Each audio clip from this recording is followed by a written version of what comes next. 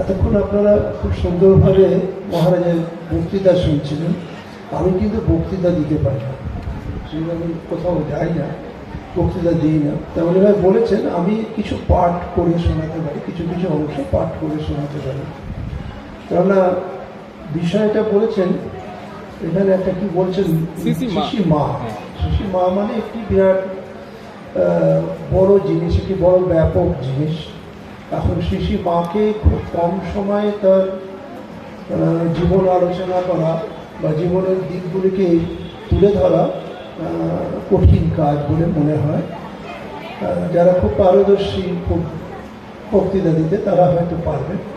তা আমি সেই রকম প্রচেষ্টা না করে একটি অংশ, মায়ের কোনো একটি বিশেষ অংশের দিকেই আলোকপাত করার চেষ্টা করব। আমরা শিশি মা সম্বন্ধে এখন যতটুকু জানি, কিন্তু শিশি মায়ের যখন জীবৎকালে যদি দেখি আমরা, তখন ঠাকুরের সম্বন্ধে যে মহারাজ বললেন, স্বামীজি সম্বন্ধে যে মহারাজ বলছিলেন, এই সম্বন্ধে মানুষের কাছে কিছু কিছু আলোকপাত হয়েছিল। এবং ঠাকুরের মাত্র কয়েকটি আলোকচিত্র আছে, বা স্বামীজির কিছু আলোকচিত্র কয়েকটি পাওয়া যায়, সেগুলো মানুষের কাছে পাওয়া যেত, কিন্তু মায়ের কোনো ছবি পাওয়া যেত না। মানে মাকে সেই অবগুণ্ঠিতা অবস্থায় আমাদের মঠ মিশনে সবসময় তাকে অনেক দিনই তাকে আড়ালে রাখা হয়েছিল।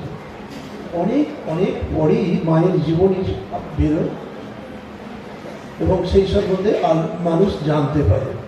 তাই মা শুরু করেছেন হয়তো অনেক পরে, কিন্তু এখন মায়ের প্রচার বা প্রসার বা মায়ের ভালো লাগাতে মানুষের, আমাদের মঠ মিশনে যে কোনো জায়গায় আপনি যদি যাবেন, যে মায়ের যদি তিথি পুজো থাকে সবচেয়ে বেশি মানুষ আসে, সবচেয়ে বেশি ভক্ত আসে সব জায়গায়।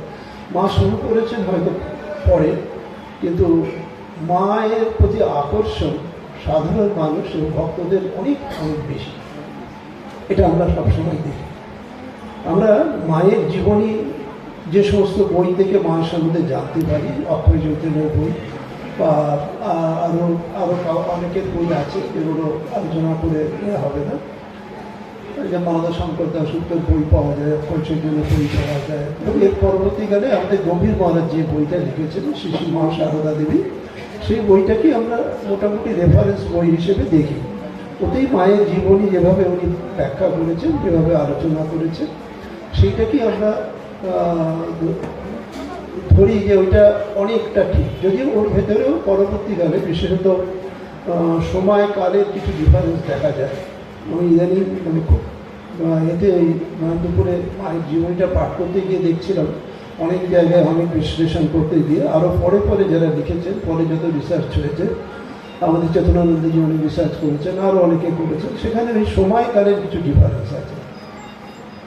মানে গম্ভীর মহারাজা যা লিখেছেন তার সাথে লীলা প্রসঙ্গের তফাৎ আছে, তার সাথে মায়ের কথার কিছু কিছু জায়গায় তফাৎ দেখা যায়। মানে সময়কালটা, মায়ের সবসময় সময়কালটা ঠিক মানে মাও উল্লেখ করতে পারেননি বা মনে থাকেনি, কেননা মায়ের কথা যেটি আমরা পাই সেটি অনেক বেশি বয়সে গ্রন্থিত আর কি, মায়ের বেশি বয়সে।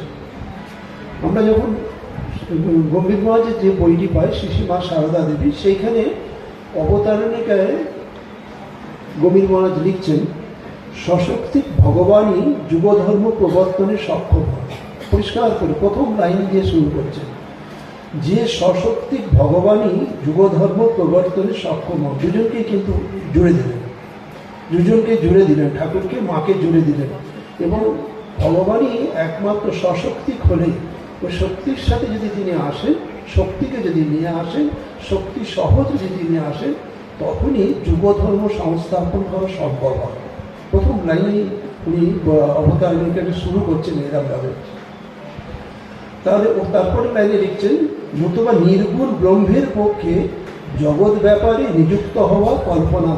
মহারাজ বলছেন অদ্বৈত ভাবনা কিছু নির্গুণ ব্রহ্মের নির্গুণ ভাব, সগুণ ভাব মহারাজ টাচ করে গেছেন। বলছিলেন যদি ব্রাহ্মধর্মের কথা বলছিলেন, সেখানে যদি আপনারা ব্রাহ্মধর্ম নিয়ে পড়াশোনা করেন দেখতে পাবেন, সেখানে নির্গুণ ব্রহ্মের যদি হয়, সে তার কাছে তো কোনো কিছু নেই, তার কাছে কোনো আকার নেই, তার কাছে মানুষ যে অবতার হয়ে আসবে এরকম কোনো স্বীকৃতি সেখানে তৈরি হয় না।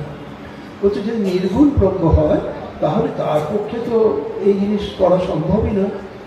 কিন্তু সশক্তি যদি ঈশ্বর আসেন তবেই কিন্তু সম্ভব। প্রথমেই ওই জন্য বলে দিচ্ছেন, কি বলছেন না, এই যে নর অবতারে যদি হয়, নর অবতার রূপে তিনি এসেছেন, তাই নর অবতারে শক্তির আরাধনাপূর্বক তিনি তাহাকে উদ্বোধিত করেন, অনন্তর লোক কল্যাণে নিযুক্ত করেন।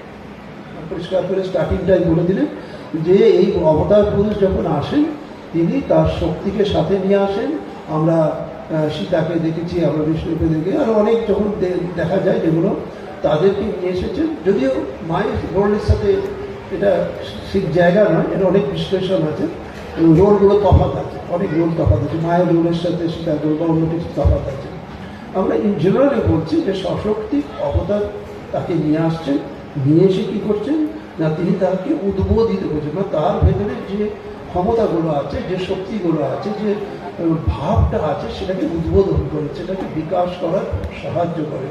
এবং কী করেন, অনন্তর কী করছে না, সেইটাকে লোক কল্যাণে নিযুক্ত করে। মানুষের কল্যাণে যাই করি আমরা, অবতার পুরুষের আশা শুধু নিজের সাধনের নয়, নিজের ঈশ্বর লাভের জন্য তিনি আসেন না। অবতার পুরুষের আশার ভেতরে লোক কল্যাণ হচ্ছে ফার্স্ট ফরমোস্ট তার মানে রেসপন্সিবিলিটি থাকে, যে কী করে তিনি এই যে মানুষজনের জন্য তিনি এসেছেন, যে মানুষজনের জন্য দেহ ধারণ করেছেন, সেই লোক কল্যাণ করা তার একটা মূল নিয়ে থাকে। তিনি তার শক্তিকে, শ্রীমা তার শক্তি, তাকেও সেই লোক কল্যাণে নিযুক্ত করবেন। এটা হচ্ছে তিনি অবতারণের ক্ষেত্রে মহারাজ পরিষ্কারভাবে এটা আমাদের বলে দিলেন। আমরা যদি বইটা দেখি, প্রথমে দেখবেন বইয়ের চ্যাপ্টারগুলোকে উনি খুব সুন্দর করে ভাগ করেছেন। অবতারিকা, শাক্তপীঠ, এই শক্তিপীঠ, আবির্ভাব, বধূ, দেবীর বোধন, দেবী দেবাধীনা, আলো ছায়া, বিন্দুবাসিনী, প্রাণের টান, নীরব সাধনের পর সুন্দর করে করে নানাভাবে ব্যাখ্যা করে করে তিনি ছোট ছোট করে মায়ের জীবনটাকে বিশ্লেষণ করেছেন। কোথাও একটু ক্রোনোলজিকে আগে পরে আছে, কিন্তু এইভাবে না খুব সুন্দর করে তিনি ব্যাখ্যা করেছেন। প্রত্যেকটা ব্যাখ্যার ভেতরে, প্রত্যেকটা অংশের ভেতরেই আলাদা আলাদা আছে। যেমন যদি মনে করেন যে প্রথমেই যে চ্যাপ্টারটাকে তিনি বলছিলেন যে শক্তিপীঠ, এই যে দেবী যেখানে মানে মা এসেছেন জয়রামবাটিতে, এই জয়রামবাটির বৈশিষ্ট্য যদি ব্যাখ্যা করা হয়, এখানে সম্ভব না। সেখানে শক্তিপীঠের কী কী বৈশিষ্ট্য আছে সেগুলো পাওয়া যায়, সেগুলো যারা পরবর্তীকালে রিসার্চ ওয়ার্ক করেছে। অ্যাকচুয়ালি জয়রামবাটি বা বিষ্ণুপুর এদাদ অঞ্চলের ভিতরে জয়রামবাটি ছিল, সেখানে বৈষ্ণব কালচার ছিল। বৈষ্ণব, আমরা যদি হাম্বিরের কথা বলি, আরও সব আগেকার রাজাটা যেগুলো পড়লে পাওয়া যাবে, এগুলো আছে, সেটা ছিল। সেখানে আবার শ্রী রামচন্দ্রকে নিষ্কট জমি দিয়েছেন, মায়ের বাবাকে আমরা জানি, তিনি আবেগ ছিলেন, তাই রামের উপাসক ছিলেন। সেখানে দুটো জায়গায় কোথায় মিলবে, তাহলে সেইখানে শ্রী মায়ের এসেছেন এবং শ্রী মা সেখানে জন্মগ্রহণ করেছেন, এবং সেটি এখন আজকে তিনি, এটা হচ্ছে শক্তিপীঠের জায়গায় অবস্থান করছেন। তা সেই শক্তিপীঠের সূত্র, সেখানে সিংহ বাহিনী ছিলেন, আরও দু একটি দেবীর ছিল। তা সেই শক্তিপীঠের কথা দিয়ে তিনি শুরু করেছেন। তারপরে আমরা তার আবির্ভাবের কথা বলেছি। আবির্ভাব দেখি কত সালে, 1853 সালে। এটুকু তো আমাদের মনে আছে, 1853 সালে 22শে ডিসেম্বর দিনটা তখনকার ছিল। আমরা 1260 8ই পৌষ মায়ের আবির্ভাব গান গাই, তা সেটা আছে। তা মায়ের আবির্ভাব হয়েছিল, তার মায়ের বাবা মা কীরকম, তাদের মানে অর্থনৈতিক অবস্থা কেমন ছিল, খুব কষ্টের ভেতর যিনি জন্মগ্রহণ করেছেন, মানে দারিদ্র, মানে গরিব প্রাপ্য, যেখানে আগেকার দিনে গ্রামে যেভাবে জীবনযাপন করতে, সৎভাবে জীবনযাপন করা, এই একটা অদ্ভুত পরিস্থিতির ভেতরে তারা নিজেকে বড় করেছেন। মা এবং মায়ের অন্যান্য যারা রয়েছেন তারা সেভাবে আমরা দেখতে পাবো তার জীবনের ভেতরে আছে। আমি ওর ভেতরে গভীরতাতে না গিয়ে আমরা জাস্ট দেখলাম যে 1853 জন্মগ্রহণ করলেন, আর 1859 সালে তার বিবাহ হয়ে গেল, বা 53 না 59, মাত্র অতটুকু বছর বয়সে তার বিয়ে হয়ে গেল। বিয়ে হওয়ার ঘটনা আমরা জানি। হ্যাঁ, সে কীভাবে কুটোবাধা ছিল, কুটোবাধা মানুষ কীভাবে মানে প্রভুর সাথে তার যোগাযোগ হলো, এক অদ্ভুত লীলা। এবং তখনকার দিনে প্রায় 300 মুদ্রা পণ দিয়ে তাকে কিন্তু মাকে নিয়ে গিয়েছিল, পাত্রপক্ষ প্রায় পণ দিয়ে তাকে নিয়ে গিয়েছিল। এরপরে দেখা যাবে যে তারা এসেছিল, সেই গয়নাগাটি খুলে নেবার কাহিনী আমরা জানি। তারপরে মা জয়রামবাটিতে তার মামা করে ফিরে চলে গেল। আবার 1860 সালে দ্বিতীয়বার তারা কামারপুকুরে মা এসেছিলেন একবার। তারপরে দেখা যাবে 1864 সালে জয়রামবাটিতে একটা দুর্ভিক্ষ হয়েছিল। সেই দুর্ভিক্ষ কাহিনী আমরা দেখেছি যে মায়ের বাবা যতটুকু তার সম্পদ আছে, যতটুকু আছে, সেইটি গরিব মানুষকে খাইয়ে দেওয়ার চেষ্টা করছে। আর সেই বাচ্চার সামনে সেখানে গরমটা যাতে খেতে কষ্ট হয়, হাওয়া খাচ্ছে। এই ছোটোবেলাকার ছবি বা কাহিনী আমরা দেখেছি। এটা ঘটনাটা হচ্ছে 1864 সাল, মায়ের জন্ম 53-64 সাল। এবারে 66 সালে তিনি দেখা যাচ্ছে আবার কামারপুকুরে এসেছিলেন। 66 সালে তৃতীয়বার কামারপুকুরে এসেছিলেন। আবার 66 পরে এই 66 সালে আমরা দেখতে পাবো যে আগে আমরা যখন দেখলাম এবং মা যখন খুব ছোটো ছিলেন তখন যে এই দল ঘাস কাটতে যাচ্ছেন, যাতে কে তাকে কেটে দিচ্ছেন, সেই দিব্য দর্শনের কথা আমরা পেয়েছি। এই যখন 66 সালে কামারপুকুর এলেন তখন তিনি আবার এই হালদার পুকুরে তার অষ্টসঙ্গী এর বর্ণনাটা কিন্তু ওই সময় 1866 সালের সময়। ওই সময় মা তাদের দেখেছিলেন যে সেটা একা ঘরের বউ একা রয়েছে, স্নান করতে যাবেন গ্রামের দিকে, এগুলো অনেক রেস্ট্রিকশন, অনেক রকম ব্যাপার ছিল। তো সে তাকে কে সম্ভব নিয়ে যাবে, তারা সঙ্গী করে আগে পরে দেখছে, তারা নিয়ে যাচ্ছে। এই যে মায়ের দর্শন, হালদার পুকুরে অষ্টসখীর দর্শন, এটা 1866-66 সময় হবে।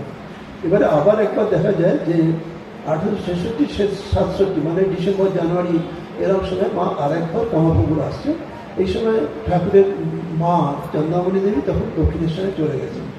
মা ওই সময় প্রায় 1-1.5 মাস ছিলেন। এই সময়টা মায়ের জীবনীটা পড়েছেন, আপনারা জানেন না, জাস্ট ছুঁয়ে যাচ্ছে, কেন আমি অন্য জায়গায় একটা কনসেন্ট্রেট করবো বলে এখানটা জাস্ট ছুঁয়ে যাচ্ছে। এবারে 1867-তে দেখবেন ভৈরবী ব্রাহ্মণী এসেছেন কামারপুকুরে। 1867-তে ভৈরবী ব্রাহ্মণী কামারপুকুরে এসেছেন, মাকে ডেকে আনা হয়েছে, মাকে ডেকে এনেছেন। মা ঠাকুর মাকে এইখান থেকে মাকে শিক্ষা দেওয়া শুরু, সামাজিক এবং আধ্যাত্মিক যে শিক্ষার আচরণ, যেটি পরবর্তীকালে শ্রী মা যা হবে বা যা তা করতে হবে, সেইটি শুরু হয় এই 1867 সালে। এবং ভৈরবী ব্রাহ্মণী আসেন। তার অনেক কাহিনী আছে, ভৈরবী ব্রাহ্মণী কেন এসেছিলেন, তার সাথে ছোটো ছোটো অনেকগুলো কাহিনী আছে, সেটা দিকে আমি গেলাম না। কিন্তু 1867 সালে এই যে মাকে প্রথম ঠাকুর যে তার সংসার জীবন করা, সামাজিক জীবন কীভাবে অতিবাহিত করতে হবে, কীভাবে চলতে হবে, কীভাবে ভবিষ্যতে তিনি মা হবেন, আবার মা হবেন, যুবজননী হবেন, সংঘজননী হবেন, বা আধ্যাত্মিক জগতে বড় হবে, তার জন্য কী দরকার, এটা শুরু হয় 1867। যেটা আমরা দক্ষিণেশ্বরে গিয়েও দেখব, সেই ট্রেনিং, সেই শিক্ষাটা ঠাকুর চালিয়ে গেছেন। এবারে 1872 সালে যদি আমরা দেখি, 1872 সালে দেখা যাবে যে মা প্রথম জয়রামবাটি আসছেন। তার আগের ঘটনা আমরা জানি কেন জয়রামবাটি আসছেন, গ্রামের লোক বলছেন পাগল জামাই ইত্যাদি ইত্যাদি নানা রকম। কিন্তু আসলে না, এই ব্যাপারগুলো অনেকটা সূক্ষ্ম ব্যাপার আছে। মহারাজা বলছিলেন যে স্বামীজি ঠাকুরের সংস্পর্শে এসেছিলেন, এর অনেক সূক্ষ্ম বিশ্লেষণ আছে। মানে সহজ করে আমরা একটা কথা বলে দিতে পারি, কিন্তু স্বামীজির মনের ভাবটা কী হয়েছিল নট সো ইজি না, এটা খুব মানে সাধারণভাবে বলে দেওয়ার মানে বলে বোধ করতেন। মায়েরও ওই যে মনের ভাব শুনছে গ্রামের লোকের কাছ থেকে যে তার জামাই, কিন্তু মায়ের মনের দৃঢ় বিশ্বাসটা এরকম হতে পারে। আমি যাকে দেখেছি তিনি দেব মানবকে দেখেছি, তার ব্যবহার আমি দেখেছি। সুতরাং গ্রামের লোক অনেক বলছে, অনেক কিছু বলছে, কিন্তু তার মনের ভেতরে, মনের গভীরের যে বিশ্বাস, সেটা অন্য। সেই কারণে সেটি সচক্ষে দেখার জন্য তিনি জয়রামবাটি আসছেন। এবারে জয়রামবাটি আসার পরে, জয়রামবাটি এসেছিলেন, আসার পরে সে প্রথম জয়রামবাটি আসার ঘটনা আছে। তারপর ঠাকুর তাকে জয়রামবাটি নিজের কাছে রাখলেন, তাকে সেবা শুশ্রূষা করলেন, তাকে ওখানে মানে ওখানে যে লার্নিং প্রসেস যেগুলো আমরা বলি, সেটা দেখে দেখে দক্ষিণেশ্বরে আরম্ভ করে। এই করতে করতে যখন দেখা যাবে যে আমরা শ্রীমা সম্বন্ধে অনেক কিছু বললেও, মানে এই যে তার সাথে ঠাকুরের সাথে যে মিল, এই মিলটা পরিপূর্ণতা লাভ করেছিল বলছেন যে ষোড়শী পূজার মাধ্যমে। আমরা ষোড়শী পূজাতেই কনসেন্ট্রেট করে শেষ করব। সময় অপেক্ষা আছে। ষোড়শী পূজার কনসেন্ট্রেট করে শেষ করবো। মানে একটি আমরা সহজভাবে ষোড়শী পূজা সম্বন্ধে পড়ি বা শুনি, বা ওই নাটক বা সিনেমায় ওটা প্রতি নাটকীয়ভাবে নানাভাবে পেশ করা হয়, কিন্তু এর ভেতরে না মূল অনেক অনেক উদ্দেশ্য আছে, অনেক দিক নির্দেশ আছে, তার ব্যাখ্যা করতে সময় লাগবে। কিন্তু এটি খুব সিরিয়াস, মায়ের জীবনে একটা খুব সিরিয়াস বলতে পারেন দিক বা জীবনের টার্নিং পয়েন্ট বলতে পারেন। এখান থেকে ষোড়শী পূজা তাকে করা হলো। সেই আমরা দেখলাম তাকে, আগে যা বললাম, তাকে ওইভাবে স্ত্রী হিসেবে গ্রহণ করেছিল, তাকে দিব্য প্রেম দেওয়া হয়েছে। তারপরে কিভাবে লৌকিক জীবন যেটাকে বলা হয়, যেটাকে সেইটাকে কিভাবে মানে দেবী ভাব তার মধ্যে প্রকাশ করার জন্য যা দরকার, সেই জন্যে একটা তার মনে হয়েছে যে, কারণ তার আগে আমরা দেখব যে 1259 সালে জ্যৈষ্ঠ মাসে এটা হয়েছে, তো এই মানে বেশ কিছুদিন তিনি এসে মায়ের সাথে ঠাকুরের সাথে ছিলেন, একসাথে ছিলেন। এই থাকার পরে ঠাকুর দেখেছেন তার ভাব, তার মনের জগৎ দেখে ঠাকুরের মনে হয়েছে, ঠাকুর কনফার্ম, মানে আমরা যে কোনো জিনিস এমনি টেস্ট করি, তারপর কনফার্মিং টেস্ট করি। মানে যারা বিজ্ঞান বা সায়েন্স পড়েছেন তারা জানে যে কেমিস্ট্রি ল্যাবরেটরিতে অ্যাসিড টেস্ট করা হয়, মানে প্রথম এমনি টেস্ট হয়, তারা অ্যাসিড টেস্ট করা হয়। ঠাকুর তাকে না টেস্ট করে একদম দেখে নিয়েছেন যে মায়ের ভেতরে ওই জিনিস, ওই দেবী ভাবটা রয়েছে। সেই যে দেবী ভাবটা মায়ের ভেতর রয়েছে, সেই দেবী ভাবের উদ্বোধনের জন্য সেটা করার জন্য কিন্তু এই ষোড়শী পূজার ব্যবস্থা করা হয়। তার ভেতরে কি হয়েছে, কারণ এই ষোড়শী পূজার মাধ্যমে তিনি তার ভেতরে যে শক্তি রয়েছে, আমি যেটা বললাম, সেইটির উদ্বোধন করা বা সেইটিকে জনসমাজে, লোকসমাজে, লোকের কাছে প্রকাশ করার বা আমরা যদি এস্টাবলিশ করার কথা বলি, সেইটাই মনে হলো। আমরা দেখব যে 1279 সালের 24শে জ্যৈষ্ঠ বা 5ই জুন 1872 এই যে আমাবস্যার তিথিতে এই ফলহারিণী কালিকা পুজোর দিনে এই ষোড়শী পূজা করা হয়েছিল। এর ঘটনা আপনারা সবাই জানেন, এর বর্ণনা মনে হয় খুব প্রয়োজন নেই, জাস্ট একটু ছুঁয়ে যাচ্ছি। জানি এই যে ওই রাত্রে ষোড়শী শ্রীবিদ্যা বা ত্রিপুরা সুন্দরী মূর্তিতে তাকে আরাধনা করেছিলেন। কিসে না, এটা ঠাকুরের মনে, তার মনে এসেছিল তার ভেতরে ওই রূপটাকে প্রকাশ করতে হবে। এই শ্রীবিদ্যা রূপেরই আলাদা ব্যাখ্যা আছে, ত্রিপুরা সুন্দরী রূপ আলাদা ব্যাখ্যা আছে। সময় হলে হয়তো একটু ছুঁয়ে যেতে চেষ্টা করব। এই যে পূজার আয়োজনটা করা হয়েছিল, এর ঘটনাটাও একটা স্পেশালাইজেশন। সাধারণত পূজা হবে, দেবীর পূজা হবে, সেখানে কোনো মূর্তি নেই, সে মানবীকে পূজা করা হবে। সেখানে যে পূজা মন্দিরে হচ্ছে না, পুজো হচ্ছে ঠাকুরের নিজের ঘরে পুজো হচ্ছে, সেখানে অন্য কেউ নেই, সেখানে পুজো আর দেবী এই দুজনেই রয়েছে, অন্য কেউ সেখানে নেই। হ্যাঁ, ওই হৃদয় কিছুটা যোগাযন্ত্র করে দিয়েছিল বটে, কারণ সেদিনকে কালী পুজো হবে, ফলহারি কালী পুজো হবে। হৃদয় তখন পুজোর সাথে খুব ব্যস্ত রয়েছে, সুতরাং সে কিছুটা জোগাড় করে দিয়ে হয়তো চলে গেছিল। পরে দিনু পূজাতে দিনু মানে ওদের ঠাকুরের সম্পর্কে এরা হয়, সে এসে কিছুটা সাহায্য করে দিয়েছে। কিন্তু তারপরে মাকে যখন মা যখন ঘরে প্রবেশ করেছে, তখন কিন্তু অন্য কেউ নেই, অন্য কেউ নেই সেখানে। সেখানে কিন্তু এই দুজন রয়েছে, মানে সাধক আর তার যে তাতে তিনি নিজেকে সমর্পণ করবেন সেই দেবীর অবস্থান রয়েছে। এই আমরা দেখি এখনো আছে যে পীরেতে বসে তাকে পুজো করা হয়েছে, সেটা আলোচনা দেওয়া হয়েছে। কীভাবে কোথায় বসেছিলেন, পশ্চিম দিকে পিঠ করে, পূর্ব দিকে মুখ করে ঠাকুর বসেছিলেন। ঠাকুরের ঘরে যদি যান, পূর্ব দিকে দেখবেন দেওয়াল আছে, হ্যাঁ, সেই সেদিকে পিঠ করে মা বসছিলেন। তার দক্ষিণে তার পুজোর জিনিসপত্র রাখা হয়েছিল। ঠাকুর তাকে কী করে, মানে ঠাকুর যখন তাকে ইঙ্গিত করে মাকে সেখানে বসতে বলেছিলেন, বসার পর মা বলছেন পরবর্তীকালে যে বসার পরে আমি অর্ধবজ্র দশায় চলে গেছিলাম। যে মনে হচ্ছে মেসমেরিজম বলছে, মেসমেরিজম কথাটা আমরা নেচারিস্টিক জগতে ব্যবহার করা হয়, মেটেরিয়ালিস্টিক জগতে মেসমেরিজম, আর আধ্যাত্মিক জগতে সেটাকে অর্ধবজ্র দশা বা ইত্যাদি ইত্যাদি বলা হয়। সেখানে অর্ধবজ্র দশার মানে যারা মেডিকেল সায়েন্সের তারা সেটাকে কীভাবে ব্যাখ্যা করবে কি জানে না, তার অর্গানস এবং অন্য জিনিসগুলো ফাংশন করছে না, ভেতরটা কিন্তু চলছে, ফাংশন করছে না, কিন্তু সেন্সটা কোথা থেকে যেন সেই মুহূর্তে তার থেকে অফ হয়ে যাচ্ছে, ডিসলোকেটেড হয়ে যাচ্ছে, এরকম একটা ব্যাপার।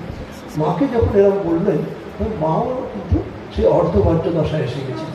সেই যে সিঁড়িতে সেই যে ইয়েতে বসলেন, সেখানে অর্ধবাহ্য দশার অবস্থায় এসে গেছিলেন। ঠাকুর কী করলেন, পূজা একটা নিয়ম মাফিক পূজা করলেন, ন্যাস করলেন, তাকে শুদ্ধিকরণ করলেন, জল টল ছিটিয়ে তাকে শুদ্ধিকরণ করলেন, তাকে ন্যাস করলেন, ন্যাস করে তাকে মন্ত্র উচ্চারণ করলেন। আমরা সেই মন্ত্রগুলো শুনেছি। হে বালে, হে সর্বশক্তির অধীশ্বরী মাতা ত্রিপুরা সুন্দরী, সিদ্ধি দ্বার উন্মুক্ত করো, ইহা শরীর মনকে পবিত্র করিয়া ইহাতে আবির্ভূত হইয়া সর্বকল্যাণ সাধনা করো। এই যে মায়ের এই যে মন্ত্র সকল দিয়ে ঠাকুর তাকে ন্যাস করছেন। আপনারা যারা কালী পুজো দেখেছেন, দেখবেন কালী পুজো ন্যাস করা হয় অনেক পুজো।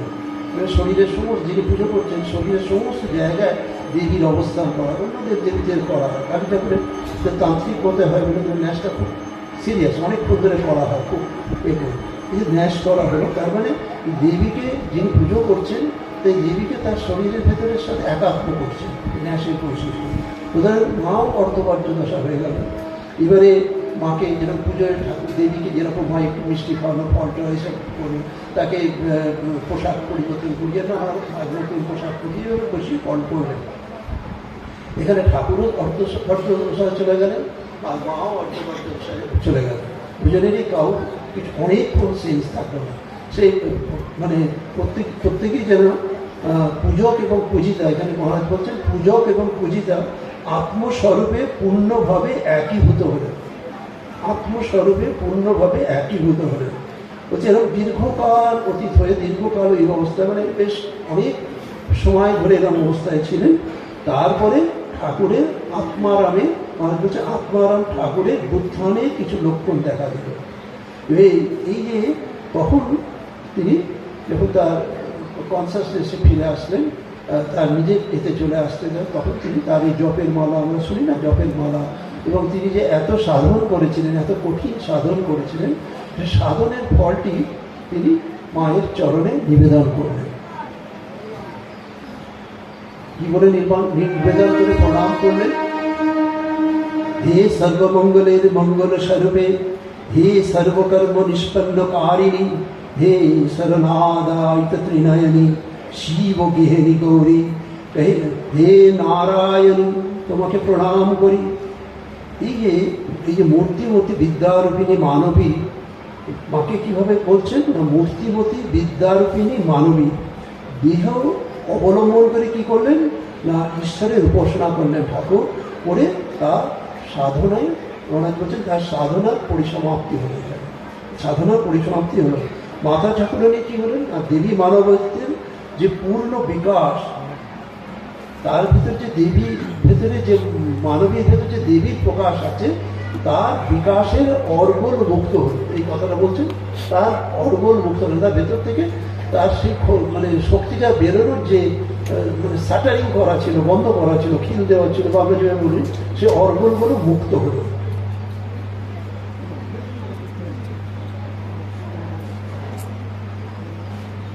এই করতে করতে ঠাকুর কিন্তু মাকে প্রণাম নিবেদন করেছেন।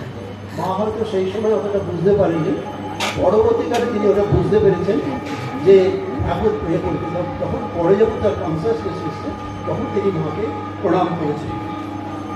এই সময় মায়ের বয়স কত না, 18 থেকে 19 বছর হবে। 18 থেকে 19 বছর বয়স, বেশি বয়স নয় ঠাকুরের তখন এই বয়স।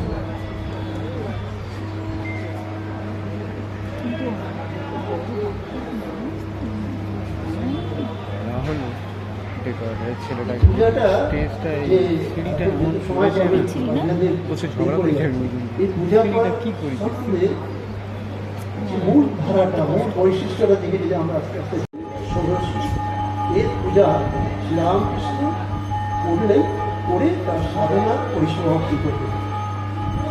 তিনি কি করলেন, ষোড়শী পূজা ওখানে হয়। আমরা যদি যেখানে শঙ্করাচার্যের এই কথার জায়গায় যদি আসি, সেখানে যে ষোড়শী পূজা হয়, সেখানে যন্ত্রে শঙ্করাচার্য নিজে সেখানে যন্ত্র প্রতিষ্ঠা করেছেন, সেখানে তার পূজা করেছেন। আর এখানে তিনি কি করলেন, মাতৃর উপরে সেই পরমা শক্তি বোধক করলেন। কীভাবে না, সারদা মায়ের মানসিক যে তরু, মানসিক যে শরীর, তার ভেতরে তার মাধ্যম দিয়ে তিনি এই ষোড়শী দেবী করবেন, ষোড়শী দেবীর প্রতিষ্ঠান করবেন। এই ষোড়শী দেবীর রূপ বর্ণনা করতে গিয়ে আমরা দেখি তিনি পরমেশ্বরী মহালক্ষ্মী, তিনি ত্রিগুণাময়ী, তিনি সকলের আদ্যা প্রকৃতি। মহালক্ষ্মী নানা রূপে নিজেকে প্রকাশিত করেন।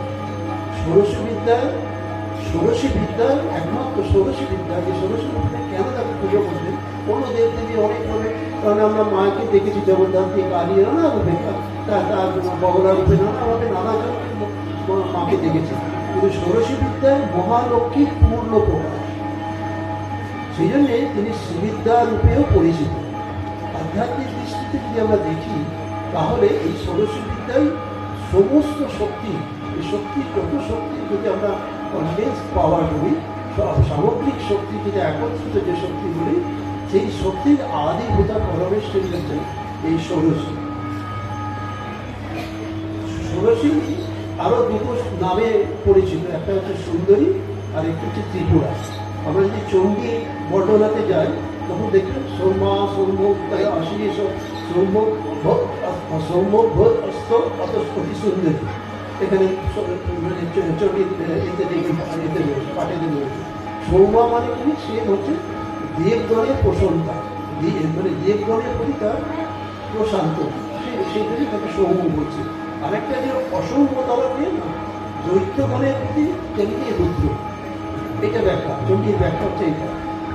অশেষ সৌম্যে মানে সকল সুন্দর বস্তু কেউ হতে কি না অতি সুন্দরী, অধিকতর সুদর্শন, অর্থাৎ জগতে অশেষ যত সৌন্দর্যময় সৌম্যমূর্তি আছে, জগতে যত সৌম্যমূর্তি আমরা কল্পনা করতে পারি, সেই সমস্ত সৌম্যমূর্তিকে ছাপিয়ে অতিক্রম করে বিরাজমান এই অতি সুন্দরী রূপটি হচ্ছে তার, এই হচ্ছে ষোড়শী দেবীর রূপ।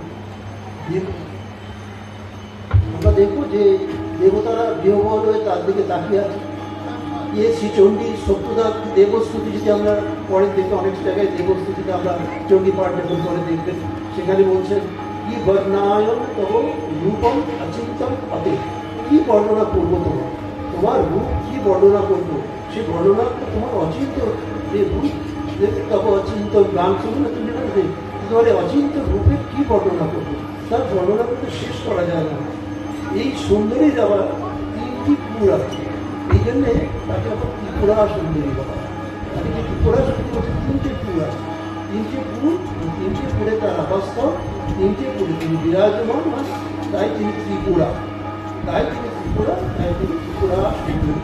ত্রিপুরেতে সমখ্যাতা ভগদাসা মহেশ্বরী ত্রিং তস্মাৎ পুরোতো সদ্য দুর্গা সা পরমেশ্বরী।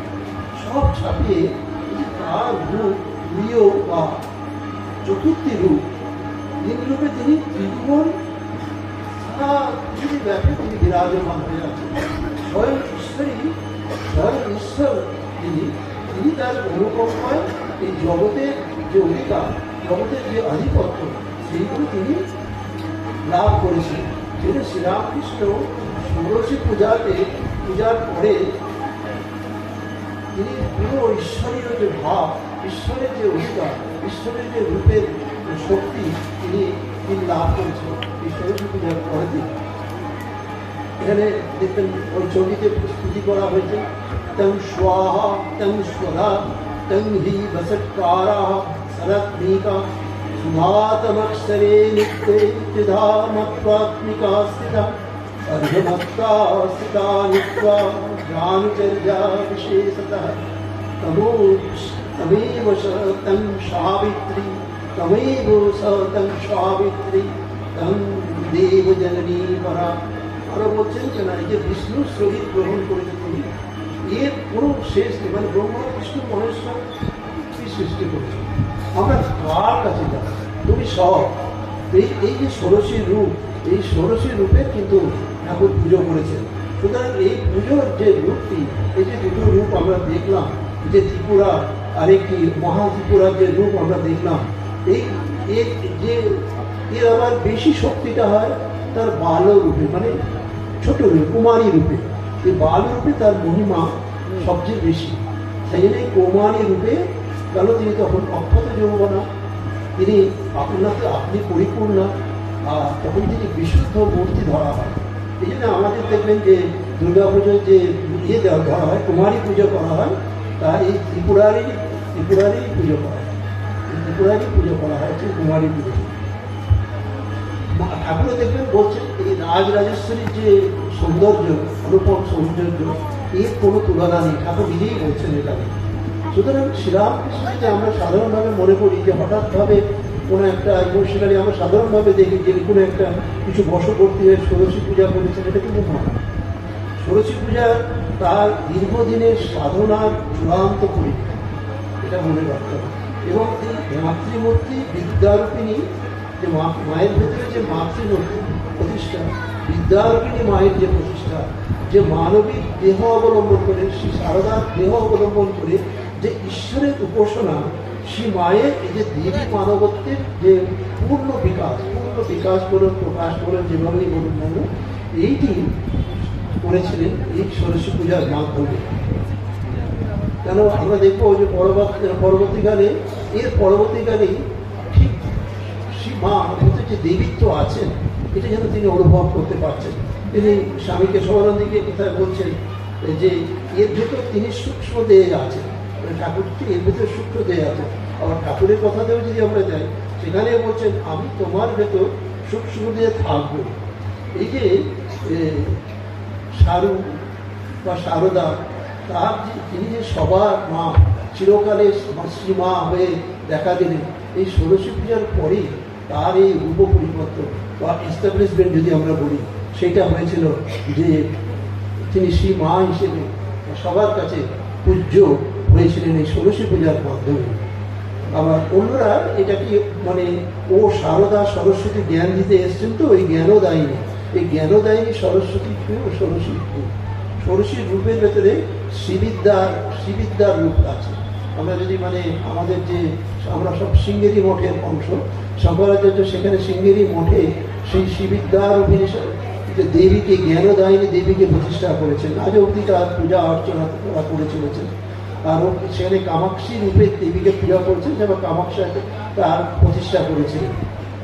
এই পুরো জিনিসটার ভেতরেই আমাদের ষোড়শী পূজার ভেতরে মানে পুরো এই ব্যাপারটাই রয়েছে, যাতে করে আমরা মানে শৃঙ্গেরি মঠের যে মহাধিষ্ঠাত্রী দেবী কামাক্ষী, তাকে ত্রিপুরা সুন্দরী এই শ্রীবিদ্যায় বুদ্ধি দিয়ে প্রতিষ্ঠা করেছিলেন শঙ্করাচার্য ঠাকুর। তাকেই মানবী রূপে শ্রী শ্রী মা শারদাকে এখানে প্রতিষ্ঠা করলেন। আমাদের রামকৃষ্ণের সঙ্গে রামকৃষ্ণ যে ভাবগঙ্গার ভেতরে যেন তাকেই শ্রীবিদ্যা রূপে, সরস্বতী রূপে, ত্রিপুরা সুন্দরী রূপে এই ষোড়শী পূজার মাধ্যমে যেন তিনি আমাদের ভেতরে এখানে প্রতিষ্ঠা করলেন। তাই তাকে শঙ্করাচার্য প্রতিষ্ঠা করেছিলেন তুঙ্গাভদ্রা থেকে। তুঙ্গাভদ্রা নদী আছে, দেখবেন যদি শৃঙ্গেরি মঠে যান, তিনি এখন আমাদের গঙ্গা তীরে তাকে প্রতিষ্ঠা করেছেন। মাকে আমরা দেখেছি আমাদের যখন বেলুর মঠে যাচ্ছি, সব জায়গায় মা গঙ্গাকে খুব ভালোবাসতেন, তিনি যে গঙ্গা তীরে তাকে প্রতিষ্ঠা করলেন। তাই এই ষোড়শী পূজা মায়ের পরবর্তীকালে অনেক অংশ, অনেক ঘটনা আছে, অনেক জীবনী পাবো, কিন্তু ষোড়শী পূজাটা একটা টার্ন, মানে এইটির মাধ্যমে আমরা মা দেবীকে, মানবী যে দেবীর রূপের প্রকাশ, রূপান্তর, বা আমরা পরবর্তীকালে যে এই রামকৃষ্ণ সংঘ পরিচালনের যে দায়িত্ব তার উপর অর্পিত করা করবেন শ্রীরামকৃষ্ণ, সেটিকে তার উদ্বোধন এই ষোড়শী পূজার মাধ্যমে তিনি করেছিলেন। তাই আমরা অন্য অংশে না গিয়ে আমরা শুধু একটু অংশকে ছোট করে আলোচনা করলাম যে কীভাবে মায়ের যে রূপ আদার পরবর্তীকালে যা রূপ দেখছেন না, এটা ধারাবাহিকতা ধরে তার ব্যাখ্যা করা যায় সব, যে কেন তিনি তাকে ষোড়শী পূজা করেছিলেন, ষোড়শী রূপের কী বর্ণনা, তার ভেতরে সেই শক্তি কীভাবে তৈরি হয়েছিল, এবং সেই শক্তির প্রকাশই আমরা সারা জীবনটা ধরে মায়ের ভেতর থেকে পাই। যে আমরা মা হিসেবে দেখি, দেবী হিসেবে দেখি, যা হিসেবে তাকে তখন দেখবে, সর্বজননী হিসেবে যেভাবেই তাকে দেখি না কেন, সেই তার রূপের যে বিভিন্ন প্রকাশ এই ষোড়শী পূজার মাধ্যম থেকে হয়েছিল। আমরা সেই মায়ের চরণে হরিমৃত প্রণাম জানিয়ে আজকে আলোচনা শেষ করি।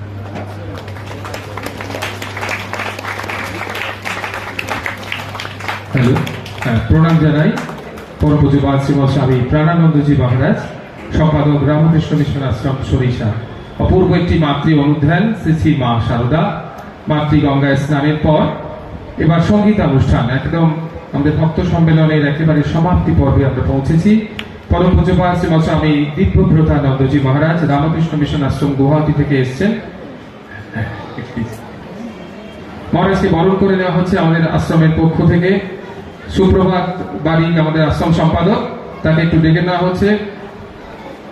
আর আসছে কি পরশুরাম দা, আমাদের পরশুরাম মন্ডল পুষ্পস্তবক দিচ্ছে, আর আমাদের সুপ্রভাত বরণ করে নিচ্ছেন মহারাজকে স্বামী দিব্যব্রতানন্দজি মহারাজ রামকৃষ্ণ মিশন আশ্রম গৌহাটি। মহারাজের এই বরণের পরই তার কথা ও গানের এই যে সঙ্গীতানুষ্ঠান, কথা ও গানে শ্রীমৎ স্বামী দিব্যব্রতানন্দজি মহারাজ।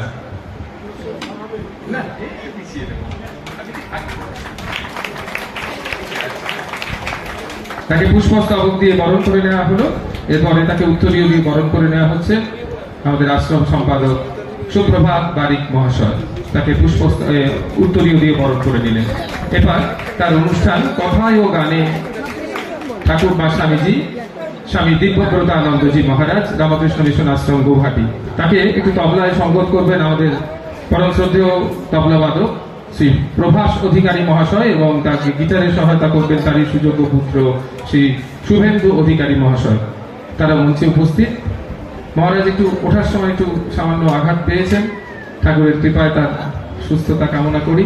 মহারাজের অনুষ্ঠান কথায় ও গানে পরম পূজ্যপাদ শ্রীমৎ স্বামী দিব্যব্রতানন্দজি মহারাজ। তাকে তবলায় সঙ্গত করছেন প্রভাস অধিকারী এবং গিটারে শুভেন্দু অধিকারী। হ্যাঁ হ্যাঁ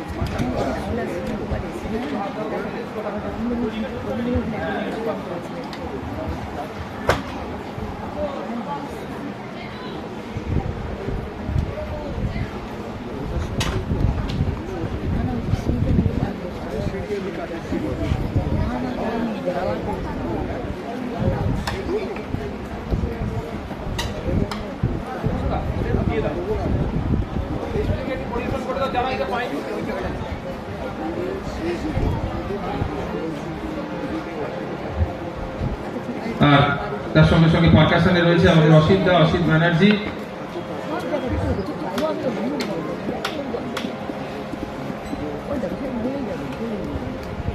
এবারের অনুষ্ঠান কথায় ও গানে অনুষ্ঠানটি পরিবেশন করছে